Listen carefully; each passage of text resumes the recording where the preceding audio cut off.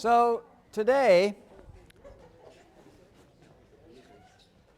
we're still focused on individual consciousness. Why, you might ask? Well, as the site or model for symbolic patterning of one sort or another.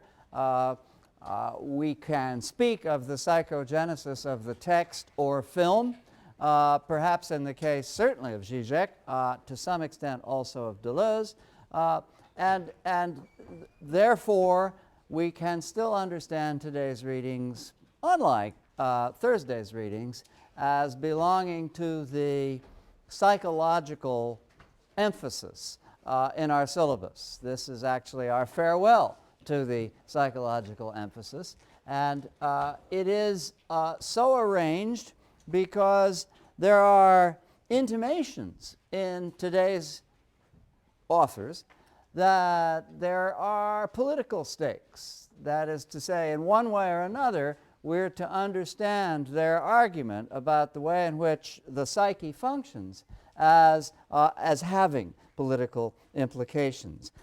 Zizek is fascinating, it seems to me, in his brilliant reading of The Crying Game at the very end of your essay, in the moment when he says, look, this isn't just a kind of abdication from responsibility for the Irish Republican Revolution. The soldier has not merely walked away from his role in revolutionary activity. He has discovered in his private life, that is to say, in the erotic dimension of his consciousness, the need for revolution from within. He has necessarily disrupted his own thinking in ways equally radical to and closely parallel to the disruption of thinking that's required to understand one's relationship with the emerging Republican status of Ireland. And so, says Zizek, there are political implications for the upheaval in consciousness that his ultimately tragic encounter with the big other entails. I should say in passing also about Zizek that your editor, I think, goes into this a little bit in the italicized preface, that there are temptations, political temptations, entailed in this fascination with an obscure or even perhaps transcendent object of desire for the individual, but also for the social psyche. In religious terms, there is a perhaps surprising or counterintuitive friendliness toward religion in Zizek's work on the grounds that faith, or the struggle for faith, after all, does constitute an effort to enter into some kind of meaningful relationship with that which one desires, yet at the same time can't have. And by the same token, and this is where in certain moments he confesses to a kind of instability in his political thinking, even though he is by and large on the left and partly needs to be understood as a disciple of Marx. Nevertheless, he recognizes that in politics there's a kind of excitement, but also perhaps potential danger in fascination with a big idea. It could be, of course, some form of progressive collectivity. It could, on the other hand, be the kind of big idea that countenances the rise of fascism.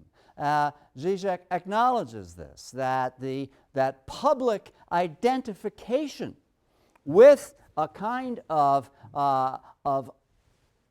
almost or completely inaccessible otherness, either as a political idea or as a charismatic political leader, can, after all, open up a vertigo of dangerous possibilities. I use the word vertigo advisedly because I'm going to be coming back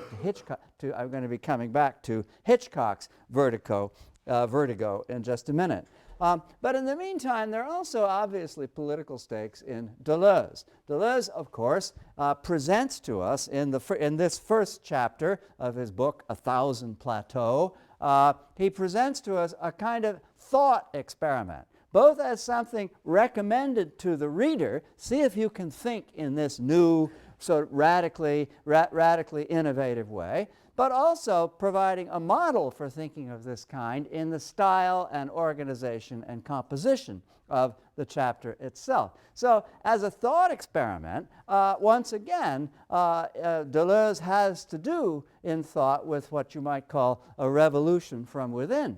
But the implications, once again, in politics, as indeed also for Zizek, are somewhat ambiguous. That is to say, the rhizomatic mode of thinking, and we'll come back to the rhizomatic mode of thinking as we go along, which is radically decentering and which lends itself to identification with, as it were, the mass movement of collectivity, can plainly be progressively democratic, that is to say, democratic beyond even what our social and cultural hierarchies accommodate, but at the same time, or I should say, it can once again be fascistic because the organization of fascistic culture, while nevertheless a kind of top-down arrangement with a Führer involved, is nevertheless, as the mass is mobilized, nevertheless in this mobilization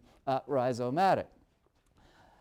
Deleuze is careful to point out that that rhizomes and rhizomatic thinking is, as he says repeatedly, for the best and worst. Rats are rhizomes.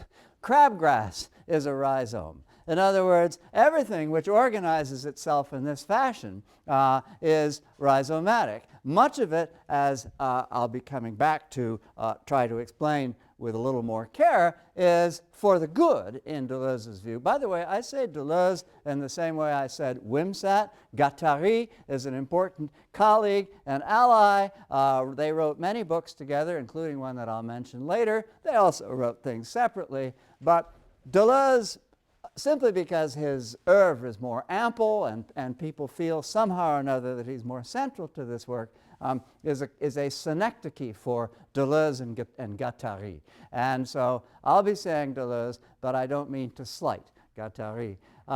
In any case, we'll be examining the Deleuzian rhizome a little bit more closely, but in the meantime, as to its political implications, and we are moving closer to the political as we begin to think about figures of this kind, is really on the admission of both of them somewhat ambiguous. In other words, they're introducing new possibilities of thought, and they're very different from each other, as we'll see.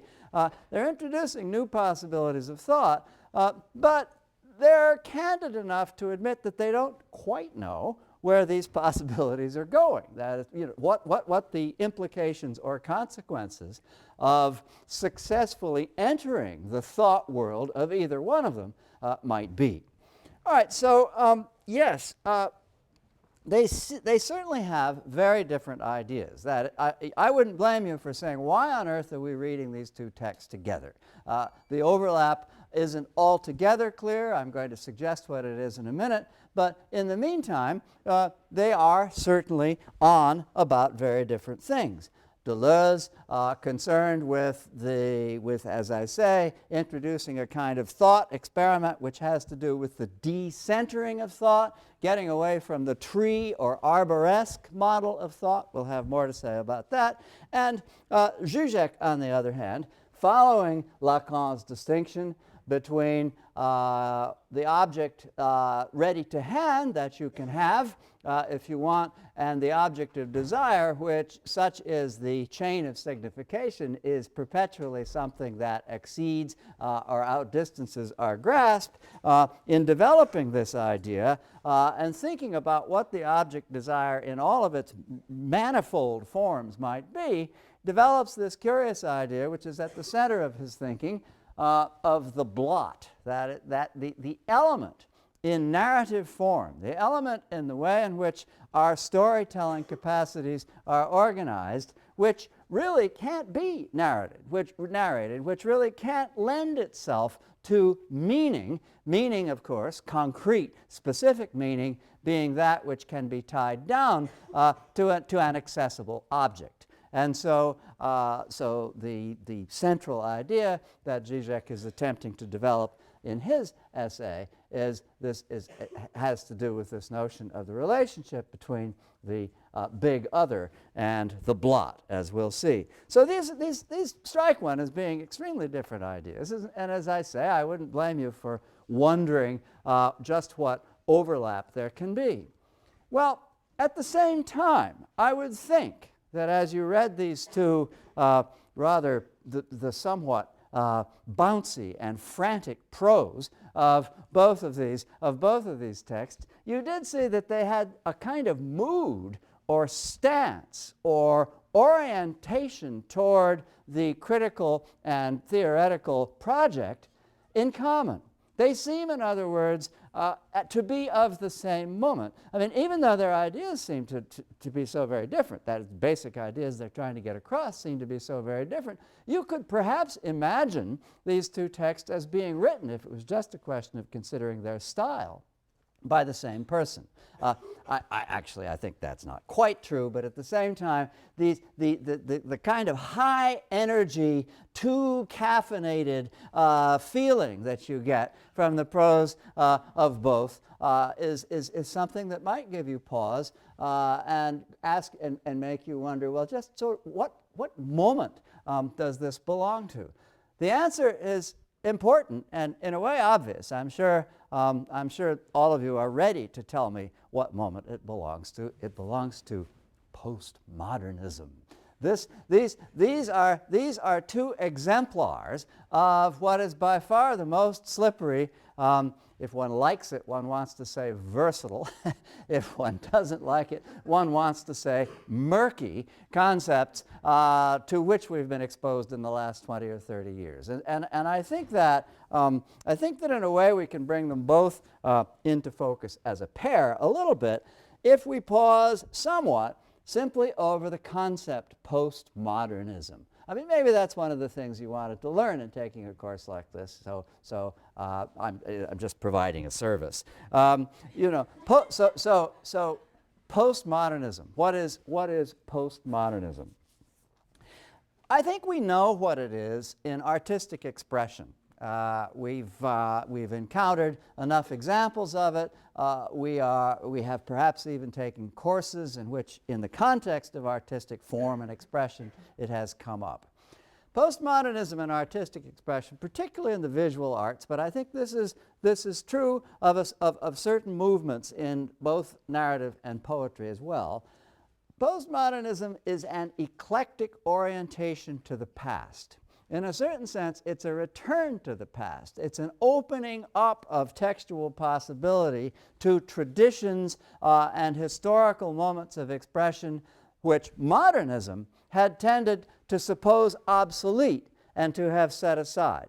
So that in artistic expression, as I say, postmodernism is an eclectic return to possibilities thrown up by the history of art and literature. So that, I mean, in architecture, many examples are quite extraordinary, and many, unfortunately, are also hideous. You know that there was a certain point 15 or 20 years ago when every strip mall, every shopping mall was redecorated, or what's the word I want? Renovated. Every shopping mall was renovated. And how did they renovate it?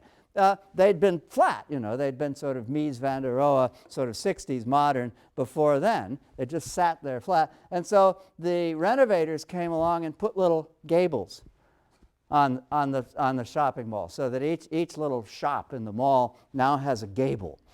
And this is postmodern. And the most awful things were done with suburban houses, also in the name of a kind of blind, completely tasteless return to the neoclassical and certain other aspects of tradition. So the postmodern in what you might call suburban culture has been pretty awful. But at the same time, it has entailed a great deal of interesting work in painting. All of a sudden, you know, the New York scene isn't just one school. And that's the sign of it. It's not just a certain kind of abstraction. It's not just a wholesale return agreed on by everyone to realism. It's a mixture of everything.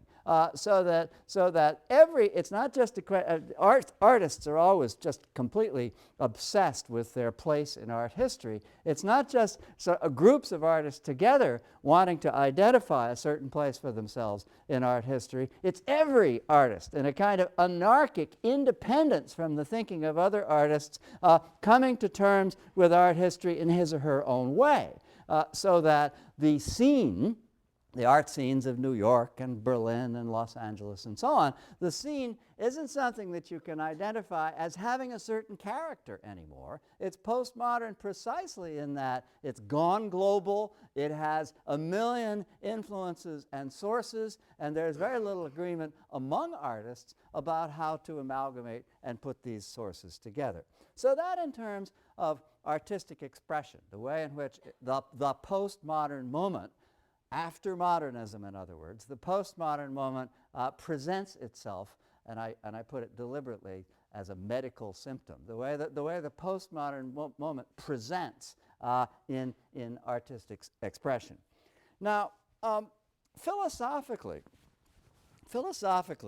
postmodernism can be understood as doubt, not just about the grounds of knowledge or, you know, the widespread sorts of doubt which we've been talking about more or less continuously in this course. It can be understood as doubt in particular about the relationship between or among parts and wholes. In other words, can I be sure that my leg is part of my body, when plainly it is at the same time a whole with respect to my foot? How is it that I know in any stable way what a part or a whole is? To take a more interesting example, this is in Wittgenstein's philosophical investigations. There is the flag, the French flag, which is called the tricolor.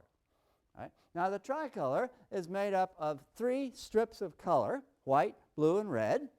I'm sorry if I've gotten the order wrong. In fact, I'm almost positive that I have.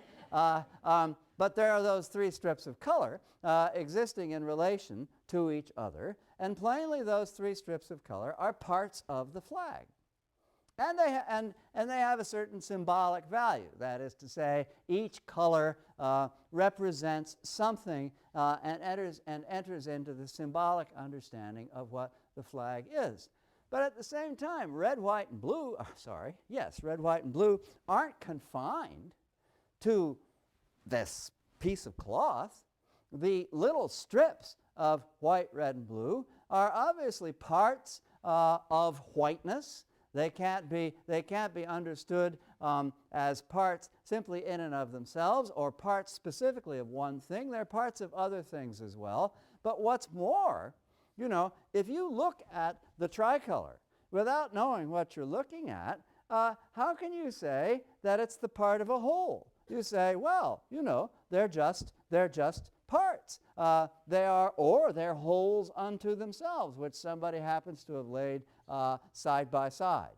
By the same token, if you look at the part of the tricolor which is white, and you say, white, well, obviously, with respect to the vast universalizing concept, white, a little flag is simply a kind of metonymic relationship with that sense of white. But to concretize this idea of the problematic relationship between part and whole in a different way, why are we so confident about what we see? As most of you know, I'm sure, philosophical thinking tends to be tyrannized by metaphors of vision. We assume that we understand reality because not altogether as consciously, metaphorically, in speaking about this as perhaps we might be, we say that we can see it. But how do you see it? You see it because of the lensing or focusing capacities of the eye, which exercise a certain tyranny over the nature of what you see. If you look too closely at something, all you can see is dots. If you look at something and close your eyes, that too becomes a kind of vast retinal Mark Tobey painting. And you know, it has a relation to what you see, but is at the same time something very different. So if you get too far away from objects, they dissolve. What you thought was an object dissolves into a much vaster, greater space, which seems to have another objective nature. The space that if you're in a jet and you're looking down, what you're seeing certainly looks like it has form and structure, but the form and structure is not at all what you're seeing if you're standing on the ground looking at exactly the same, shall we say, square footage insofar as you can. You're simply seeing different things. And if you recognize what might be called the tyranny of focus in the way in which we orient ourselves to the world, you can see that this perpetual dissolve and refocus, constituting objects perpetually in new ways. And this happens too, you know, in the history of science. The relationship between subatomic particles sometimes turns itself inside out, and the particle that you thought was the fundamental unit turns out, in fact, to have within it a fundamental unit of which it is a part. And I mean, all of this was I'm just referring to what happened during the golden age of the linear accelerator, when all sorts of remarkable sort of inversions of what's taken to be fundamental seemed to be made available by the experimental data. So that in all of these ways, ranging from scientific to the most subjectively visual ways of understanding the world, there are possibilities of doubt that can be raised about part-whole relations. What is a whole? How do we define a unity? Should we be preoccupied with the nature of reality as a set of unities? Obviously, Deleuze is extremely upset about this. He doesn't want anything to do with unity. The whole function of his thought experiment is the decentering of things such that one can no longer talk about units or wholes or isolated entities. It's the being together and merging together and flying apart and reuniting and kinesis, movement of entities, if they can even be called entities, that Deleuze is concerned with. Now, another aspect of the postmodern is what the postmodern philosopher Jean-François Lyotard in particular has called the inhuman, or the process of the dehumanization of the human. Now, this is a weird term to choose because it's not at all anti-humanistic. It's really a new way of thinking about the human. Deleuze, you'll notice, talks not just here in this episode, but repeatedly throughout his work, which is why he has so little to say about it here that's explanatory. He talks about organs without bodies. That might have brought you up short. But what it suggests is that we are, as Deleuze would put it, machinic rather than organic. If the problem with centered thought is that it thinks of everything as arboreal, as a tree, that problem has to do with the fact that a tree is understood in its symbolic extensions to have organs. The roots are muscles and circulation. The blossoms are genital in nature. The crown or canopy of leaves is the mind of the tree, reaching up to the sky, the mentality of the tree. And by the same token, if we think of our own bodies as arboreal, we think of certain parts of those bodies as cognitive, other parts of those bodies as having agency, as doing things. And if that's the case, then we think of a centered and ultimately genital or genetic understanding of the body as being productive. Deleuze wants to understand the body as being interactive, as being polymorphous perverse, among other things. He wants to understand it as being everywhere and nowhere, an unsituated body among other bodies. And in order for this to happen, its interface with other things has to be without agency and also without cognitive intention on the model of I think, therefore I am. The world comes into being because I think, without any of this in play. In other words, the dehumanization of the postmodern has to do not at all with denying the importance of the human, but with this radical way of rethinking the human among other bodies and things. Plainly, this emphasis involves a kind of dissolving into otherness, a continuity between subject and object, in which the difference ultimately between what is inside me, what is authentic or integral to my being me, and what's outside me become completely permeable and interchangeable. The late 19th century author and philosopher, aesthetic philosopher Walter Pater, in the conclusion to a famous book of his called The Renaissance, had a wonderful way of putting this. He said, we're too used to thinking that we're in here and everything else is out there, and that somehow or another our perspective on everything out is a kind of saving isolation, enabling our power of objectivity. But then Pater says, how can this be? Because we're made up of the same things that's out there. We too are molecular, in other words. What is in us rusts iron and ripens corn. There is a continuousness between the inside feeling we have about ourselves and the exteriority with which we are constantly coming in contact. So this is, Deleuze and Guattari, of course, have their own excited, jumpy way of putting these things, but it's not really a new idea that we exaggerate the isolation of consciousness from its surroundings. There is a permeability of inside and outside that this kind of rhizomic or decentered thinking is meant to focus on.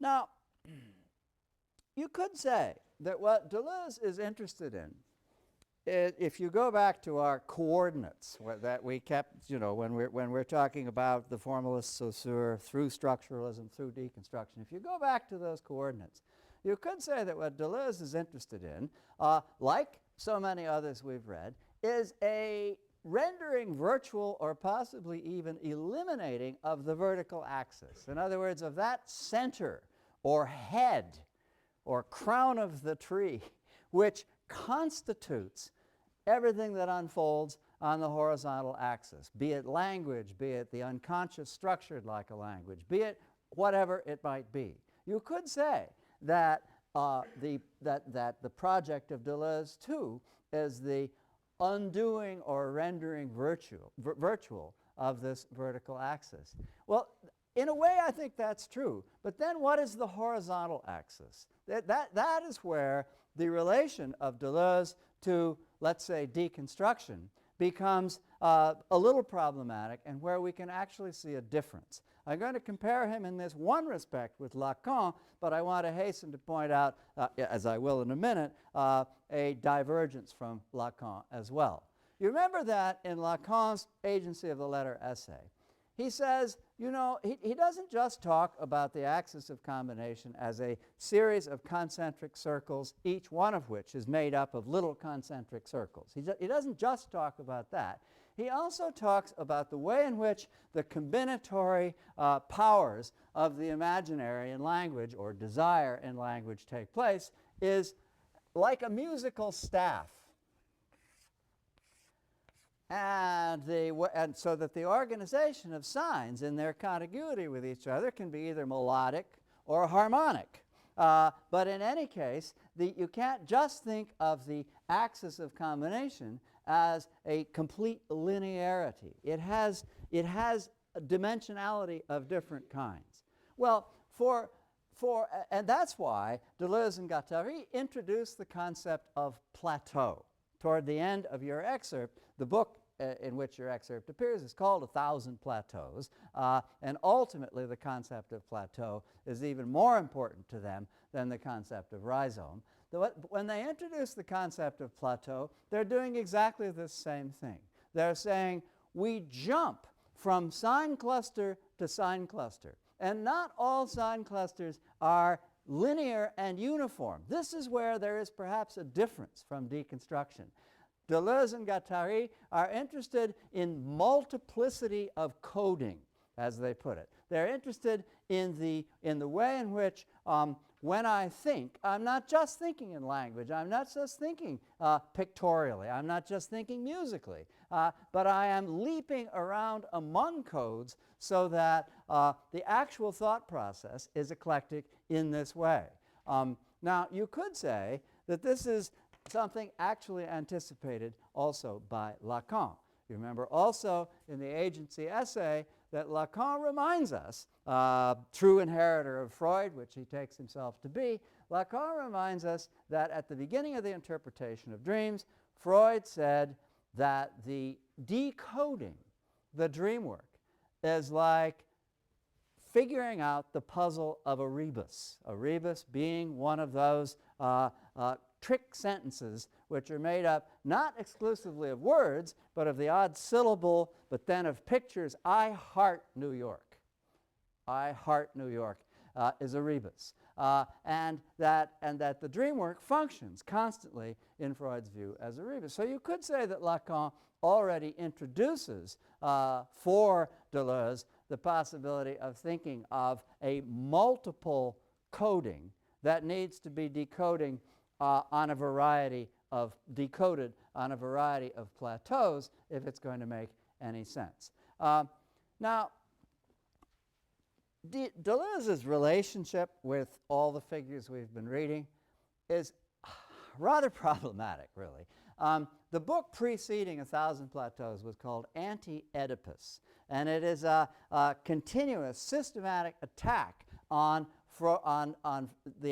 he always calls Freud the general, and the idea that Freud feels that the whole of our psychic lives is completely saturated and dominated by the Oedipus complex. And Deleuze, with his idea of decentered thinking, of the rhizome, sets out to show in a variety of ways how limiting and how unfortunate for the legacy of psychoanalysis this kind of focus on a particular issue turns out to be. This is Deleuze's critique of Freud, not mine. And you would think that Deleuze then would be a lot closer to Lacan, just for the reasons that I've just described. But, Lacan too. There's at the very bottom of page, what page is it? At the very bottom of, in your text, 034, left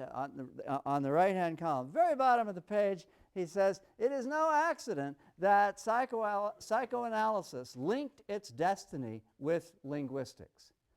Now, it's impossible to say, I think quite by design, it's impossible to say whether Deleuze is referring to Freud or Lacan in saying that, because it's Lacan who claims that Freud said it. In other words, that the interpretation of dreams is the text in which we discover that the unconscious is structured like a language. But at the same time, posterity has taken Lacan's focus on linguistics to be a massive, perhaps inappropriate revision of Freud and to be a very different matter. So it's interesting that Deleuze quite ambiguously seems to suppose for us that Freud and Lacan are part and parcel of each other. And the reason he can do that is that he is interested in a form of thinking about language which no linguistics has successfully accommodated as far as he's concerned.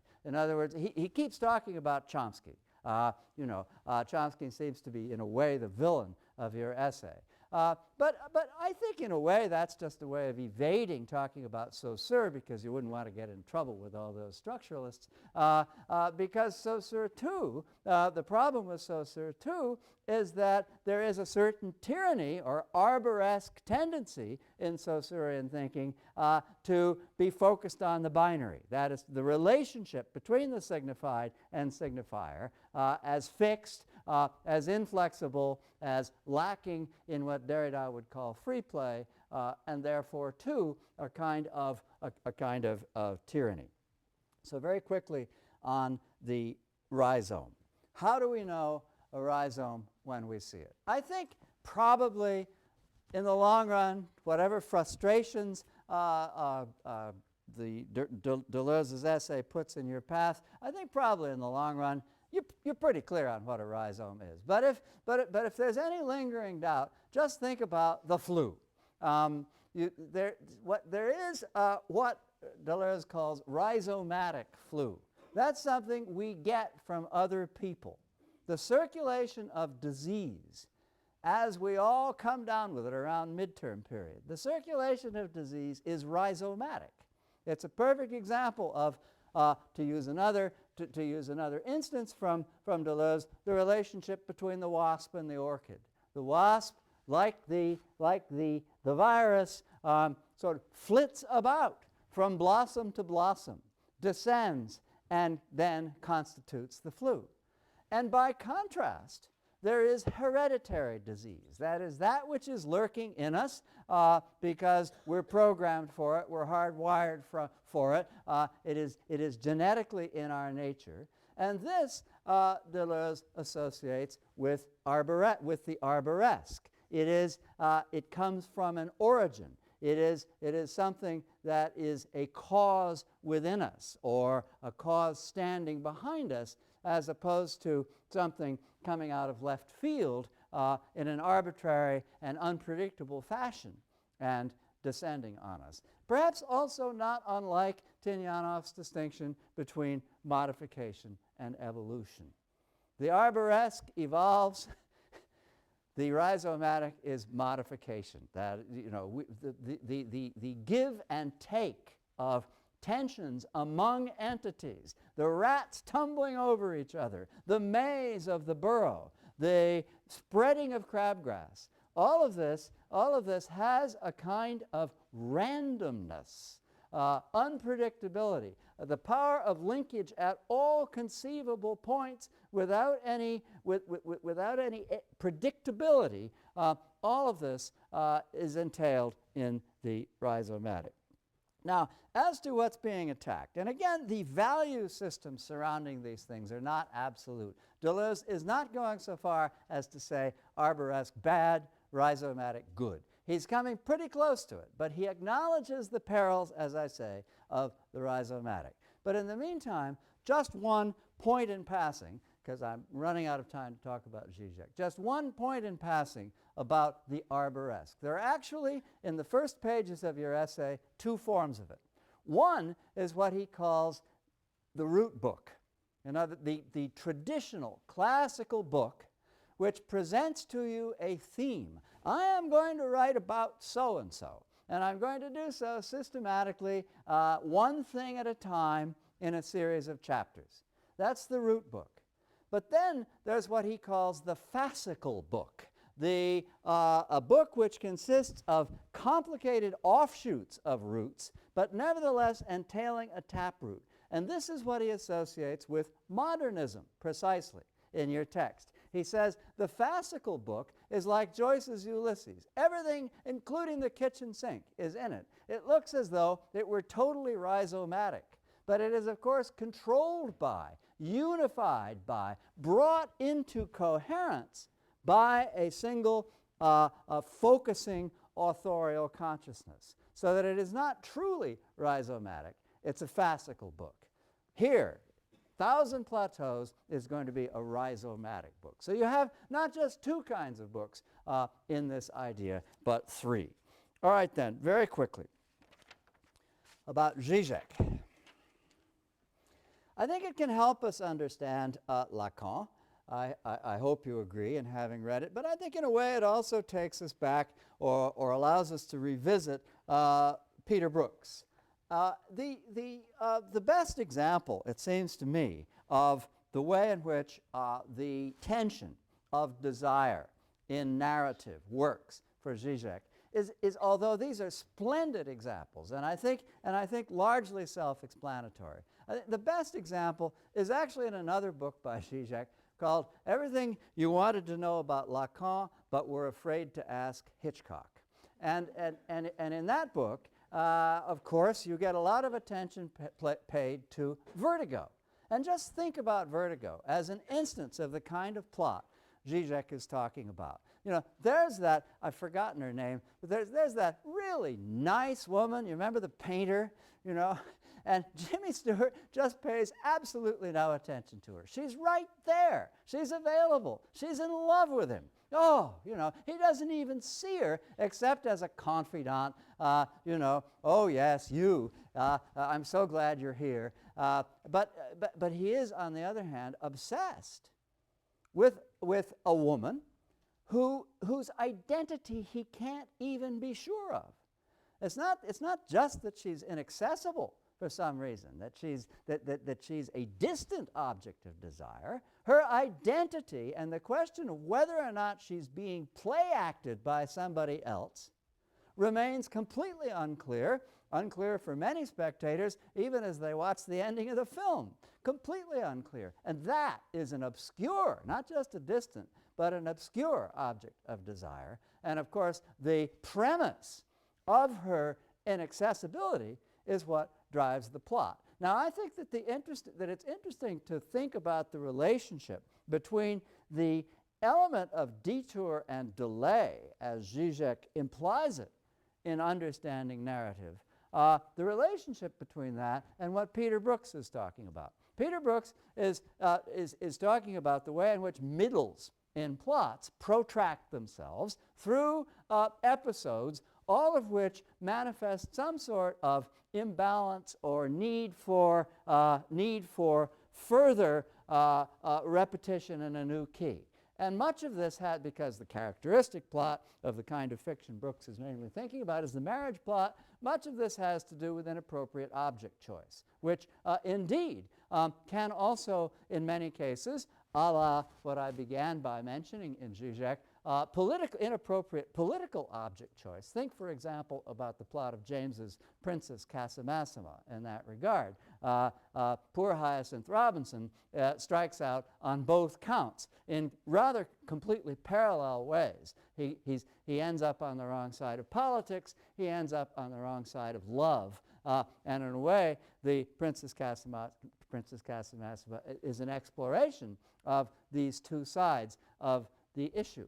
But so in any case, for Brooks, the resolution of the plot is a way in which closure can be achieved.